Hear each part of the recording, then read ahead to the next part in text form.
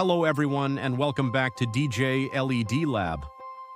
Today we're going to talk about something that many beginners misunderstand: how LEDs really work, how LED drivers work, and how a few small changes can dramatically increase the life of your LEDs.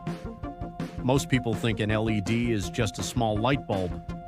In reality, an LED is a semiconductor device, and understanding how it works can save you a lot of money, repairs, and failures. Let's start with LED voltage. Most white, blue, green, and similar color LEDs operate between about 3.3 and 3.7 volts. Red and amber LEDs are different. They usually operate between about 2.2 and 2.6 volts. This is why you cannot assume all LEDs work the same way. Different colors and different LED technologies require different operating voltages. Now let's talk about LED drivers. Many people believe that a driver simply sends a fixed voltage to the LED. That's not exactly true. A constant current LED driver is designed to maintain a specific current. For example, a 350 milliamp driver will constantly try to deliver 350 milliamps. The driver automatically adjusts its output voltage to maintain that current. In simple terms, the driver controls the current while the voltage changes according to what the LED needs. This is one of the most important concepts in LED electronics. When a 350 milliamp power LED is connected to a 350 milliamp driver, the driver may supply around 3.3 to 3.6 volts depending on the LED type and temperature. At this operating point, the LED produces its rated light output. However, there is another factor that many people ignore: heat. Heat is the biggest enemy of LED lifespan. As an LED gets hotter, its electrical characteristics begin to change. The forward voltage usually starts to decrease slightly. A quality constant current driver reacts to these changes and continuously adjusts its output voltage to keep the current stable. That means the voltage you measure when the LED is first turned on may not be exactly the same as the voltage you measure after the LED has been running for 20 or 30 minutes. Professional manufacturers often take measurements after the LED reaches its normal operating temperature. Now let's discuss something that many technicians learn only through experience. Inside many LED drivers, the output current is determined by a sensing resistor.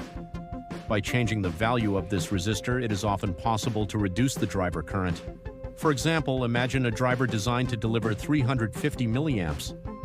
If that driver is modified to deliver around 300 or even 280 milliamps, the LED will operate at a slightly lower voltage and lower power level. Will the LED be a little less bright? Yes. Will most people notice the difference? Usually not, but the reduction in heat can be significant. Lower temperature means less stress on the LED chip. Lower temperature means a longer lifespan. Lower temperature means fewer failures. This becomes especially important in sealed fixtures, decorative lighting, architectural lighting, and any installation where airflow is limited. In many real-world applications, running a 350 milliamp LED at around 280 milliamps can dramatically improve reliability. This is the kind of information you learn in workshops and manufacturing environments, not always from textbooks. Another common mistake is using the wrong driver. Not every driver is suitable for every LED.